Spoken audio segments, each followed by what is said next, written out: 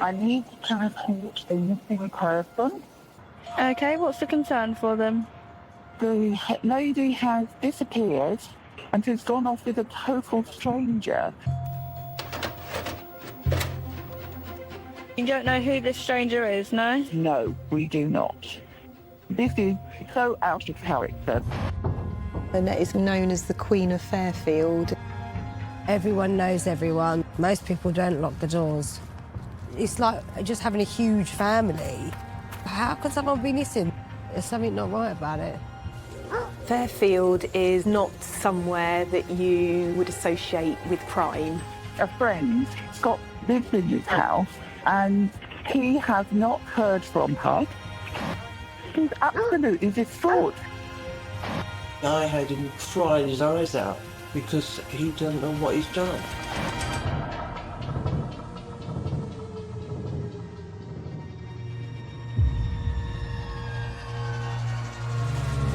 It's crucial that we find the truth. Hands behind your back! Got to question everything, believe nobody. It's almost a game of chess, trying to get him to slip up. This is your opportunity to talk to me.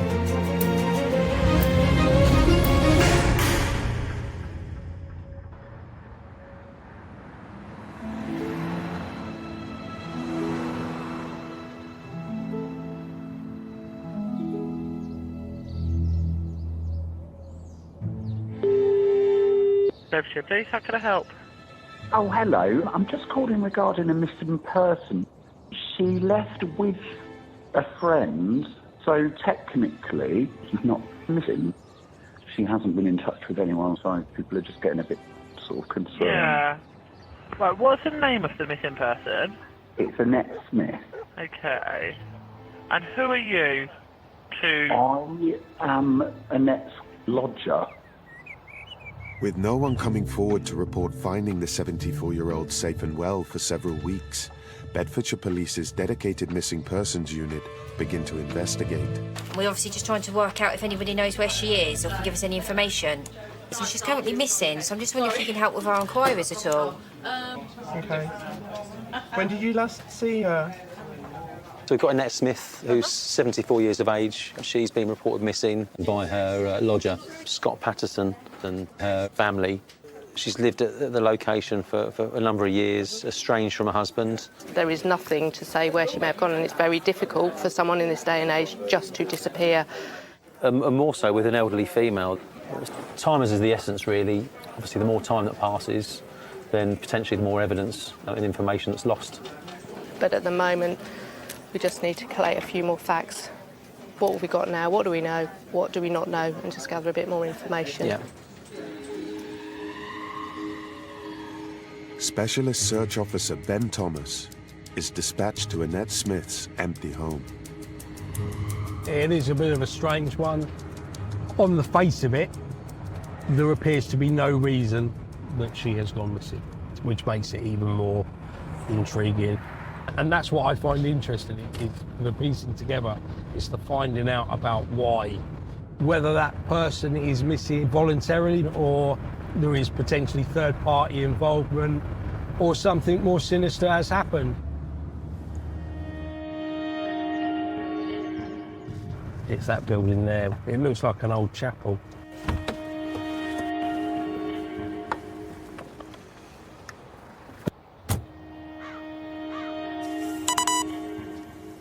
Okay, we're heading in.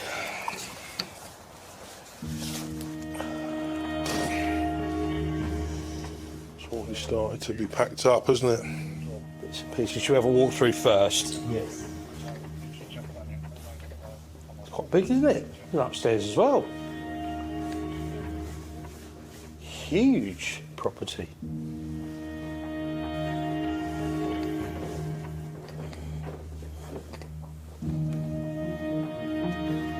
See, lots of evidence of clothing still left, you know. I mean, there's evidence of clothing, her clothing, still here. Oh, what staining is on there? They're probably water stains, but lots and lots of paperwork. Divorce, lots of books on divorce. Divorce and finances. quite a lot of information on that. One open mail, electoral registry. Scott A. Patterson.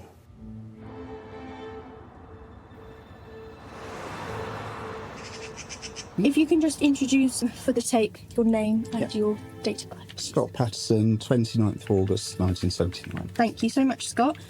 So the reason for this interview today is because Annette Smith is currently missing, and we believe that you were one of the last people to have contact with her, okay? And the last time you saw Annette was the 15th of November 2023. Yeah. So tell us what's happened then. Woke up not particularly early because it was my day off. I don't usually get up very early on the day off. I came downstairs and she was dressed with a packed suitcase and she said, I'm going away for a while. There was a knock at the door. I opened the door and there was a lady standing there. So I've come to get Annette. And yeah, she took the suitcase and Annette went out with her and the lady put the suitcase into the boot of the car, and then Annette got into the car and said, I'll see you in a few days. She said, I'll see you in a few days. Yeah. Okay. This lady, have you ever seen her before? No. No? Do you know her name? No. No. Can you describe her to us? White female, short grey hair, plumpish, but not fat. Yeah. Can you recall what Annette was wearing? I don't remember everything, but I do remember she had red leather shoes. Okay. I didn't think, oh, there's something weird going on. So I didn't initially contact anybody, because I just thought, well, she's back in a couple of days. Yeah. But then on Friday, a friend of hers came round to see her, and obviously she wasn't there. And this friend, what's her name? Pat. Pat. I've been friends with her since I moved in here 16 years ago. When did you last see her? I popped into the house. That's when I found the house with the bed made up. Yeah. Nothing of her at all. All the cabinets were all empty of all her personal bits and pieces that she had on there. And that's when I gave Scott a text and said, where's Annette? Yeah. And then he texted me to say that she'd gone. And the last thing I heard from her was when she told me that she was peed off with everybody trying to sell her property. She says that on the 28th of the 11th was an email. I'm okay, Pat. I'm just that pissed off about the house. Everyone going behind my back to get it up for sale. I just need to be away from it all at the moment. That's the last message I got. Okay. That's the 28th of November. After she'd gone? After she'd gone. Over the last probably year or so, her relationship with her ex-husband deteriorated. He paid all the bills. He paid her credit card bill every month as well. But then he lost his business. And obviously couldn't carry on paying for everything. So then they started to put pressure on Annette to sell the house. Okay. And that's kind of when the ball started rolling in terms of Annette obviously not being happy about the fact that she was going to have to leave the house. So you've been living in the house still? I sort of stayed because I was thinking she'd come back. Yeah. But then she'd contacted her ex-husband by email at some point.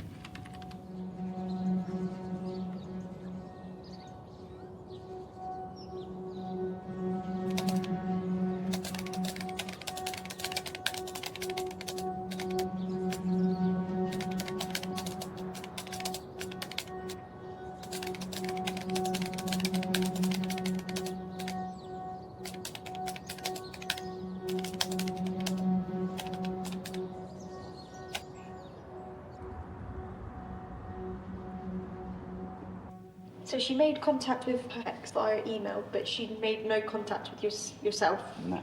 No. So you've not had any communication via text, email? No. No, nothing like that. Okay. There's potentially some family or friends that she may have gone to that other people may know the details for. So yes, he could have gone off with this lady, but we've got to identify her. What about the ex-partner? We don't know anything about him at the minute as well. Husband's been pretty much paying the bills. It's just always consideration that she has just disappeared off, as been implied by family members, that suddenly she's gone off in this car, she disappeared off, had enough of the conversations about the house and its sale. So it is plausible that she has gone off somewhere else, just wanted total freedom and disconnect.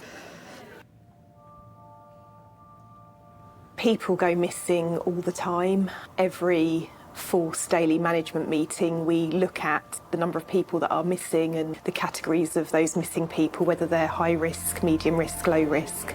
We have a missing persons case, and it's not common for that person to go missing. It is unusual, and the circumstances around it are unusual. Then the police will become involved, and they must assess the circumstances and the factors around that missing episode to understand whether it is something that is out of the norm.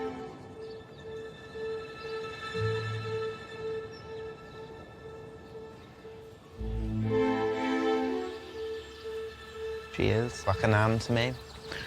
Very close with her. She could see that I was learning to drive so I could go to college. So she put some money towards my driving lessons. I believe it's something like 5 hours she paid for, which helped greatly towards me learning to drive. I ended up passing 2 months later. Oh, you made her proud. Yeah, which she wouldn't be told what to do by anyone.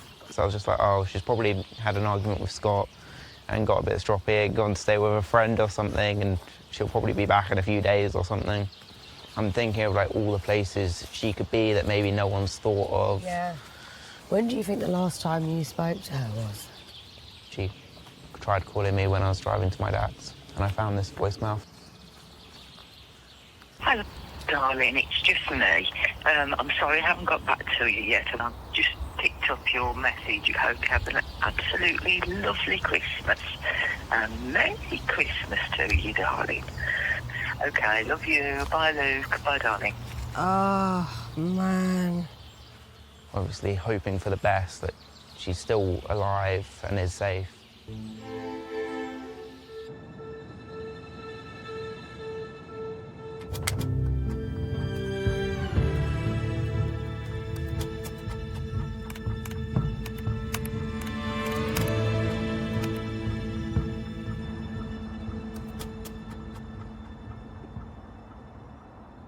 There's an email that's been forwarded to us from a friend of Annette's. Her email address. Hello, my lovely Sue. I'm good, just away at the moment with no phone, but getting a new one soon, so I'll be sending out my number. Speak soon, Annette, and then kiss, kiss, kiss, kiss, kiss. Interesting. A friend has received a Moonpig card. Have a happy, happy birthday. Promise I'll be in touch soon. Kiss, kiss, kiss. Love and hugs and kisses from Annette. Kiss, kiss, kiss. It could just be that she's elsewhere in the country and just doesn't want to be found. We can contact Moonpig and the internet provider and obtain IP addresses. Yeah. It could be somebody else. Pretending to be her. Yeah. When you have a missing persons case, I think the family must be extremely worried, and I think that worry is just going to increase and grow.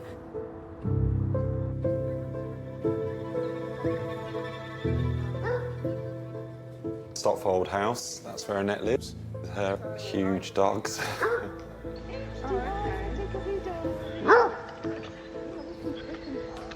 One of them ate a hole in her wall in the house. What? Say something good. You are funny boys, aren't you? Yes, let's look at your face. That is Annette. Annette is my stepmom of 40 years. I was about 6 when she met my father. She drove a convertible TR7, which for a 6-7-year-old boy was an amazing thing. We ended up with a bond which was sort of more of a mother and son. She would always cook nice meals. We'd go down to parks, or we'd go shopping, or we'd go out, or we'd just put music on and talk. When I was 21, I moved to London, and the trains weren't that good back in those days, so sometimes I'd end up going as far out of London as I could on the tube, and then have to phone up and beg for a lift, so she'd then have to drive from Hertfordshire to pick me up. But there was never any quibbles. It was just straight away, I'll be there in half an hour. You just find yourself somewhere to sit down, and I'll see you soon. And, you know, we'd often sit there over a glass of wine. We'd have music playing, which would always come back to a bit of Rod Stewart or some classic 80s. And we'd just talk the world to rights and just see what's going on. And I'd come home sometimes and she'd be like, I'd be like, oh, I'm starving. And she'd go, oh, well, I've put some pheasant on. I'm like, I don't really want pheasant. I just want like fish fingers and chips. But I miss her immensely. It's a hard time. I'm suffering, my family's suffering. I'm very, very worried.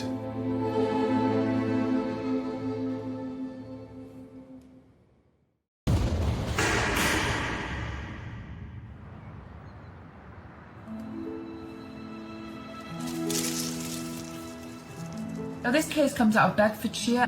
Police say they are actually probing the disappearance of a pensioner. This is Annette Smith, she's 74 years of age, and she disappeared on November the 11th of 2023. So Annette is from West Wing, Fairfield Park in Stotfold. Annette is possibly vulnerable at this stage, she's 74 years of age.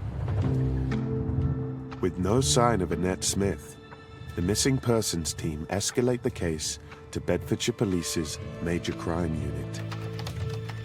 MCU quite often review missing person investigations, and that's usually where somebody has gone missing for quite a while and those immediate inquiries that you can do, they've been completed and they've still not managed to locate the person. So as it stands at the moment, we're keeping an open mind. We don't know what's happened to Annette. There's been no confirmed sightings of her. The last person that saw her was a living lodger, Scott Patterson. So obviously we've got the account now that's been given by Scott, which states that there was this mystery woman that we don't know who is, who's turned up in a car that he can't remember much about. When the missing persons investigation was initially done, we have been provided some information, so they've done some inquiries. Of interest to me is a Moonpig card that was sent, and it was a couple that was sent around Christmas time. Yep. Obviously I want to find out when they were sent and where, and that's going to hopefully give us a good indication as to whether or not that was Annette or if it was someone else doing that on her behalf. Let's try and establish when those cards were sent, what device that was done on, and any IP address that might come back to. Okay.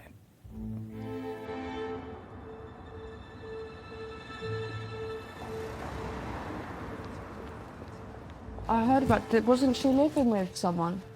Yeah, Scott. All the women love him. Listen, Annette would take anyone in. That's what she's like. Yeah. Yeah? Oh, that's what I've She'd heard. say, take my Yeah, bed. really love I'll her. sleep on the couch, you know. Yeah. So she's took him in and he's been there for years. Yeah. Which is why I thought it was so lovely that he's repaying her now by caring for her. Yeah. Bless him. You know, it's hard caring for someone. And she thinks the world of him. So if he doesn't know where she's gone, then she don't want to be found.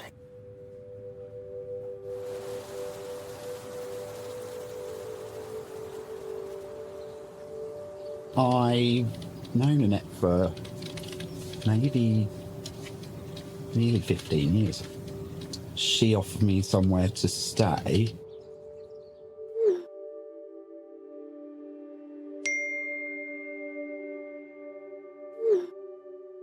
Initially it was going to be just a few months, and it turned into 12 years. Hello. Hello, darling. Just to let you know, I've ordered you some salmon and pillow rice, so you've got something to eat when you get here. Brilliant. That's lovely, thank you. And see you soon. Get on like a house on fire. Yeah, we'd go to the theatre, we'd go out for dinner.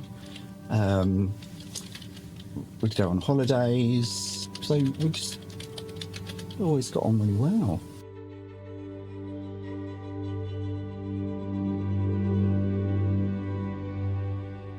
Oh, hi, darling. It's Scott. Hiya, darling. You must be knackered. Yeah. Would you like me to get you a drink or something? Yeah, that's great. Lovely. Thank you. We can have a break if you want a break. Yeah? Sorry. No, it's fine.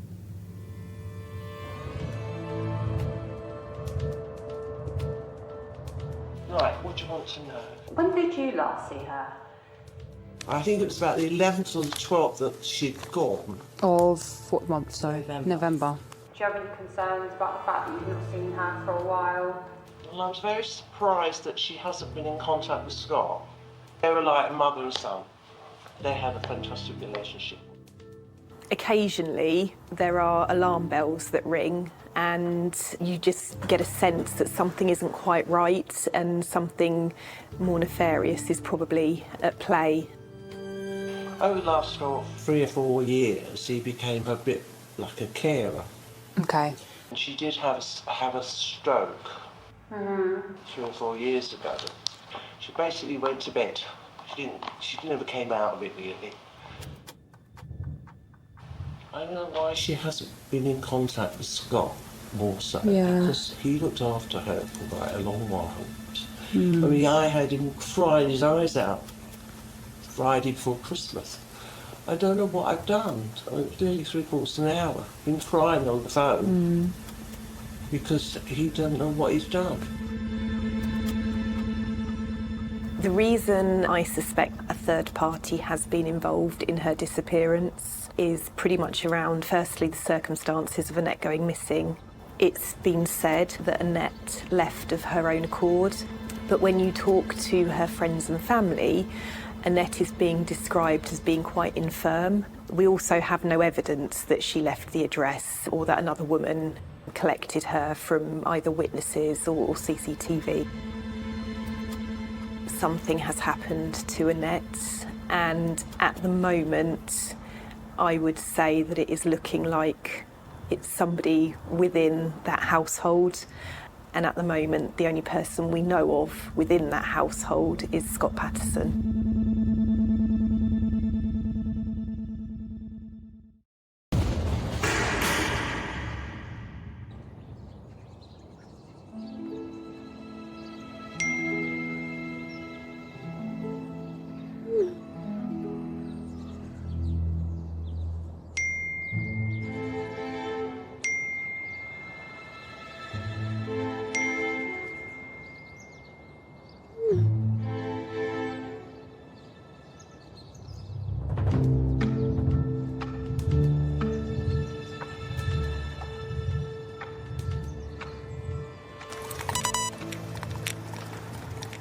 Hello, sir. You're right. You're right, sir. Okay, we've had a bit of information received that you've been seen drinking and you've been driving. Okay. So, do you want to step out the vehicle for us so we can have a chat? Thank you.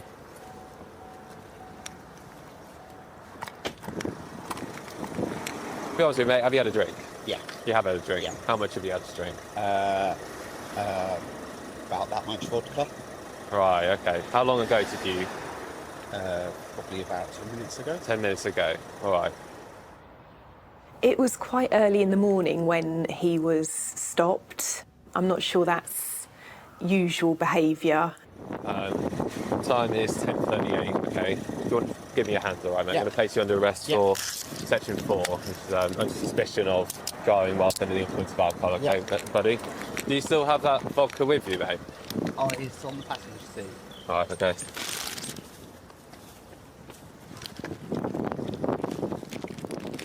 He may well be drinking more or have become dependent on alcohol through the circumstances of Annette's disappearance. I've got his phone and the bottle of vodka he had.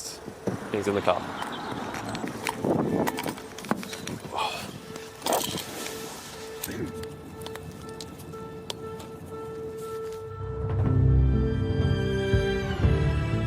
As the missing persons team continue their search, the intelligence unit reanalyzed the last reported contact with Annette Smith. Has anything come back and corresponded with an IP address for when those emails were sent after she goes missing?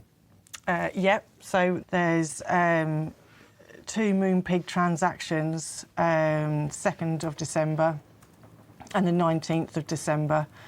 They're both from Annette's account. They are from the home address. What, so the IP. Oh, are they? Yeah. Ah. I mean, I think if we're putting Scott at the location on that day, Yeah. we know that, you know, it can't be Annette that's sending this out. It's got to be him, hasn't it? Yeah. It's got to be Scott.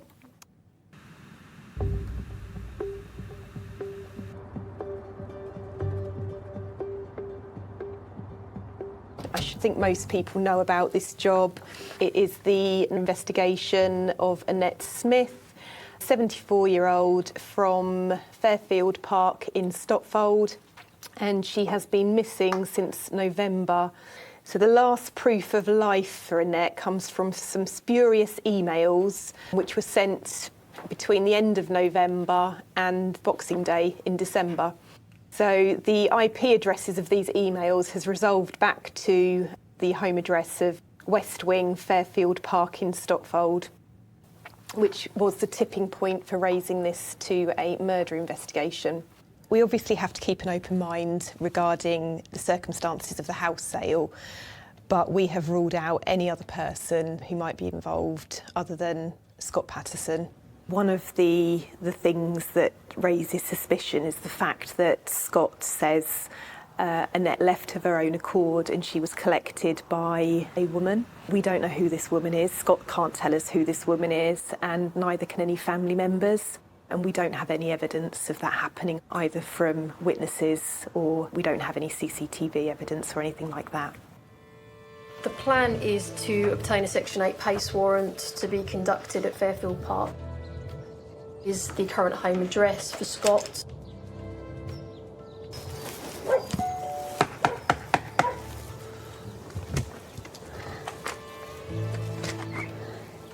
Hello, Scott Patterson. Yeah. Can I come in, please? Scott, I'm arresting you on suspicion of the murder of Annette Smith. You do not have to say anything, but it may harm your defence if you do not mention when questions on which you later rely in court.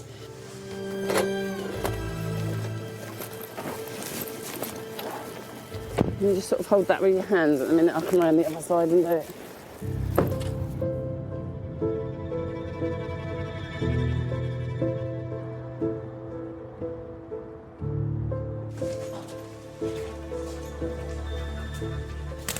Why is this gent here? What's the offence? So he's been arrested on suspicion of murder of Annette Smith. Your surname, please. It's Patterson with 1 T. P-A-T-E-R-S-O-N? Yeah. And your first name, Mr. Patterson? It's Scott. Sorry? Scott. Scott. Patterson started working within the care home, which was a children's home in Wilbury Road, Letchworth. Then Scott became a care manager at one of those children's homes on the outskirts of Luton. He stopped working in the care home in 2010, saying that he'd been made redundant, and there was something that didn't quite add up around that, and he felt like he left under a cloud of sorts.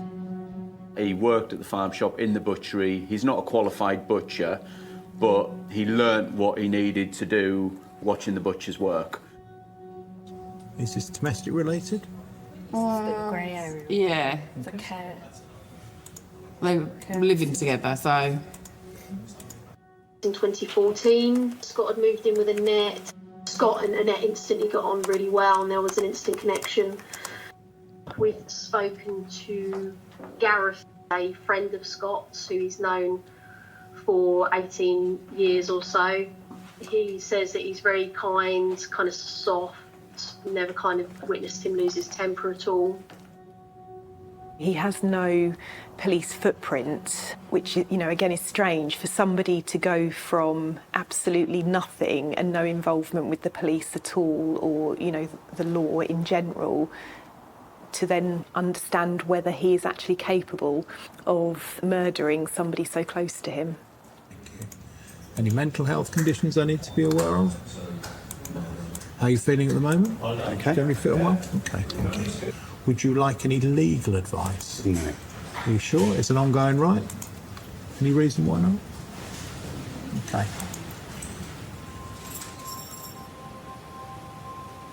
How was he? Fine. He's just sort of laid back, chilled, if you had to describe somebody. So when he said he didn't want a solicitor, I was like, okay. But we always do that, don't we? Maybe he's genuinely a witness. Or maybe he So he thinks feels this like is he what doesn't need him.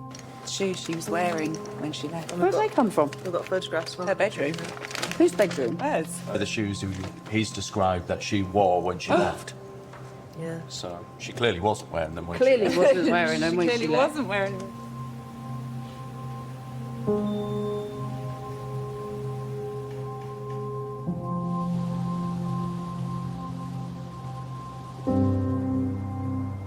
Scott was good to me because I suffer with mental health, and he's just like, hi gorgeous, hi my lovely, hey, how are you doing, are you all right? We were messaging each other. We were watching Antiques Roadshow. He was at his house, I was at my house, and I was texting him pictures going, oh, look at that brooch. I said, 40 grand. And he said, yeah, that's good, we'll have two. Like, just joking. He's just such a lovely person. Always caring, always kind. Always looks out for people, always. He'll probably kill me for showing this picture, but not literally kill me, but you know what I mean. Sit down on the wall. Yeah.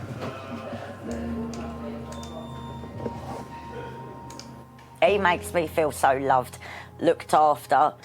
He's kind, he's genuine. He is such a nice bloke, he really is. Bedfordshire Police's dedicated forensic unit searched the suspect's home and vehicle for any trace of the missing woman.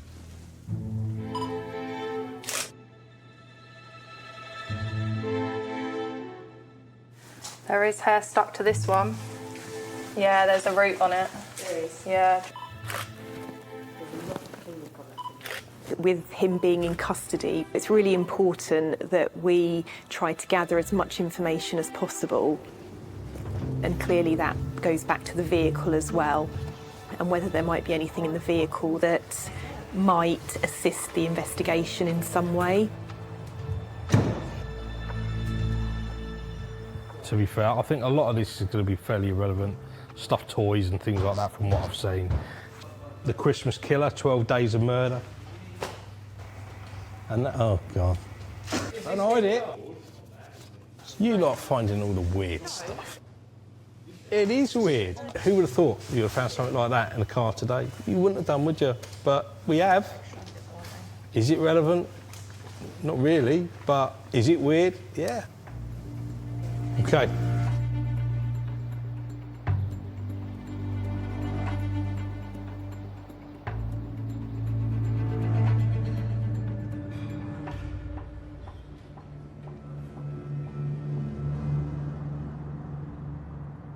I think putting to him the evidence about the Moonpig cards and the presents that he sent, and the fact that the IP addresses for those transactions have come back to the house after Annette's supposedly gone missing, I think is crucial, really, isn't it? And having that based at the home address shows that, if nothing else, he has knowledge on what's happened that needs to be managed and put to him. Clearly, he's suggesting that Annette is missing, but has managed to send these cards, and we really need to probe that, don't we, during interview and really get some answers from him on that.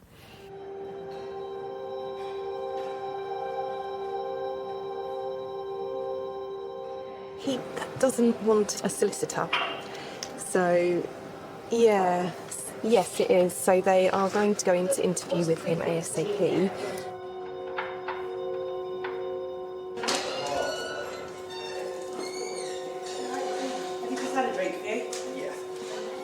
Do you need another one or anything?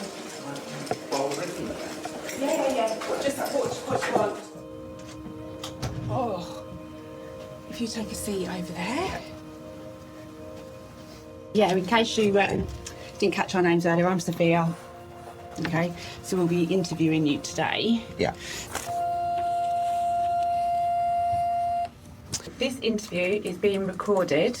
This is also being monitored by our supervisors within this investigation. So they're just over the way and they're monitoring it live time, so they're watching it as it's playing.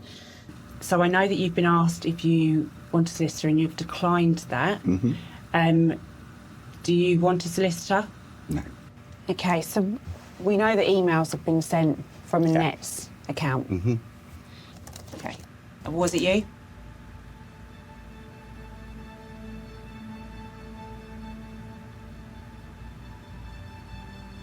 Yeah. And why did you do that? I just still... I really don't know.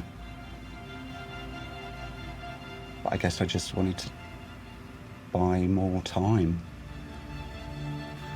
So you're here because you've been arrested for the offence of murder against Annette Smith. So are you responsible for the death of Annette Smith?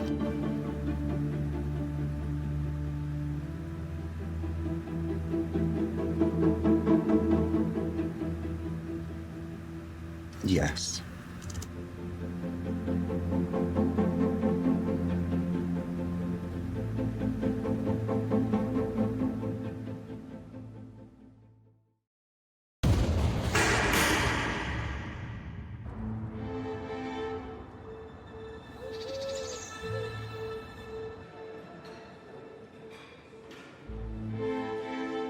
I think we were quite surprised when he said that he killed her.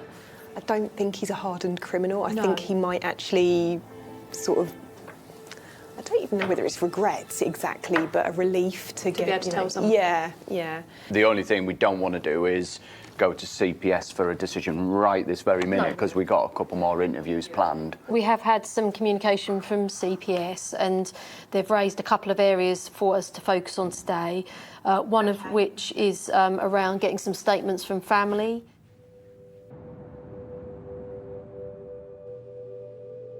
Annette was my second mum, really. She was a very energetic, happy, enthusiastic person, really. Her approach to life was she'd wake up with a spring in her step and she'd go to bed with a spring in her step. Her pleasure was from seeing other people happy.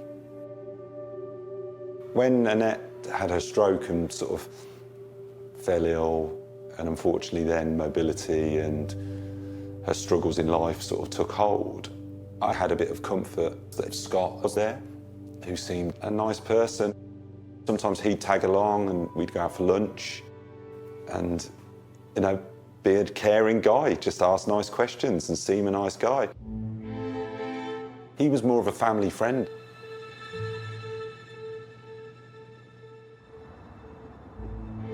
For the next interview, I'd really like to try and understand the mechanics of what he did. So because there is no obvious scene at that house.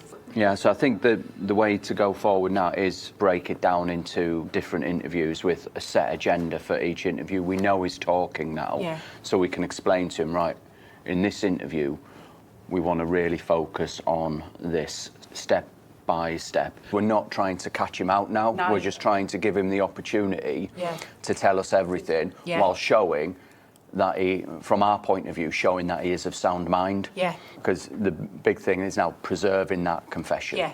And that was pretty intense. Do you guys feel happy to continue and keep interviewing with him? Yeah. And there is nothing wrong with, you know, taking a break and coming out and regrouping and, you know, having these conversations. So I think it's probably going to be quite a lengthy time in custody. To get what he's saying now as positive, so just keep it up. Yeah.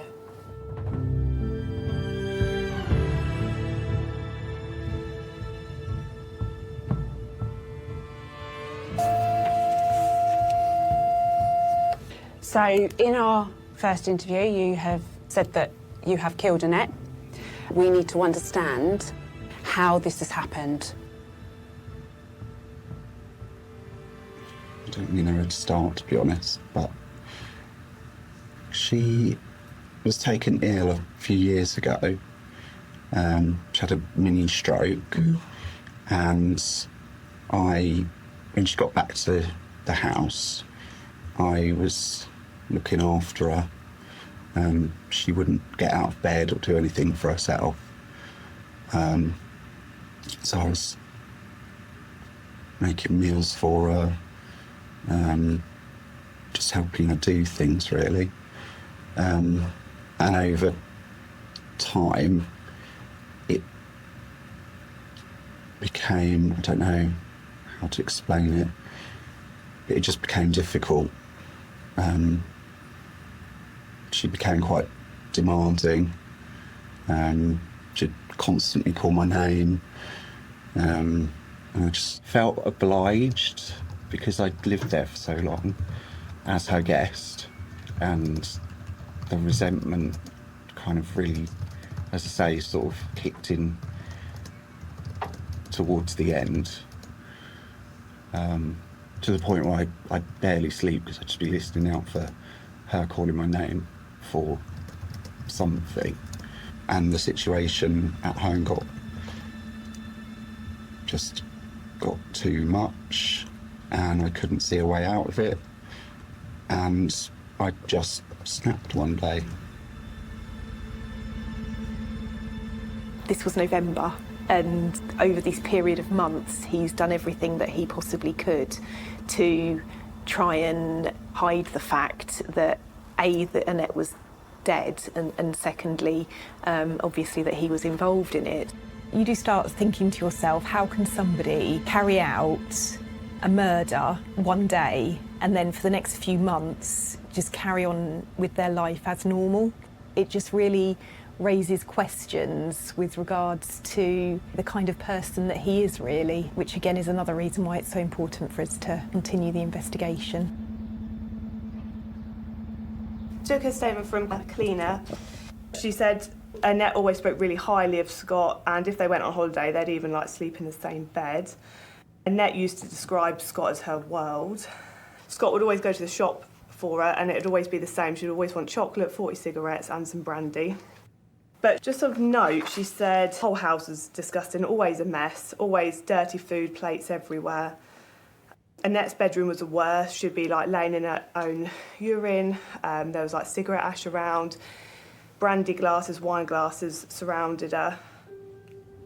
When Scott took on those caring responsibilities, he really should have, made sure that the house was clean and tidy, and that Annette herself was looked after. Looking at the unkempt nature of the house, I would have to question how capable he was, or how reliable he was in actually providing that care to Annette. Potentially there is an element of neglect there as well.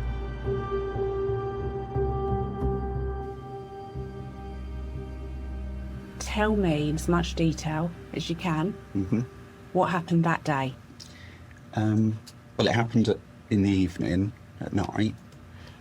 I waited for her to go to sleep. How did you know at what point she'd fallen asleep? Oh, I can hear her snoring. Okay. Whereabouts were you in the house when you were waiting for her to fall asleep? My bedroom. What were you doing? What was going through your mind? I don't know. I just was weirdly calm, just had the TV on. I think because I'd kind of been thinking about it for a few weeks. It was just something that had played over in my mind. So it was almost like I was ready when the time seemed right. Went downstairs after Annette had fallen asleep, and I put a pillow over her face until she stopped breathing, and I left her in bed for the night.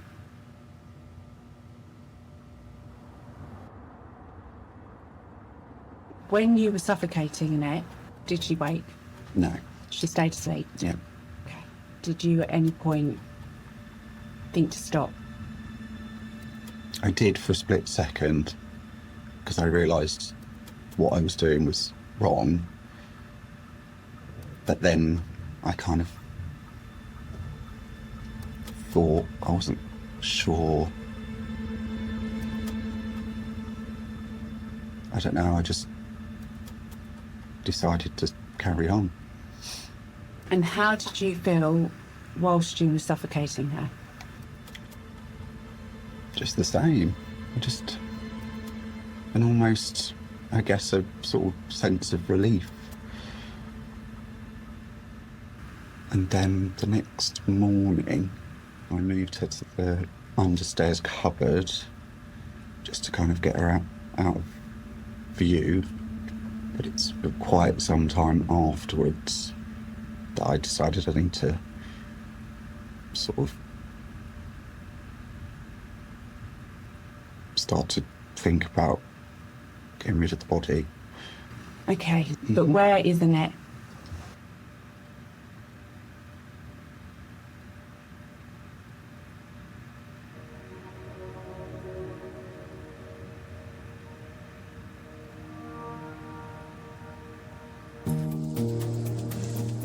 Scott had really changed. It was almost like there was two sides to him.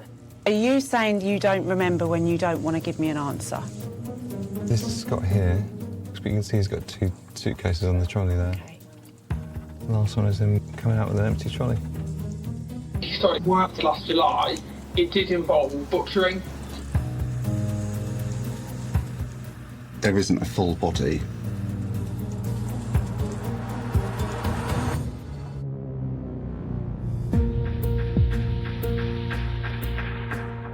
Support information for the issues raised can be found online at channel4.com/support. And you can see the next episode of 24 Hours in Police Custody with the concluding part tomorrow night at 9 here on Channel 4.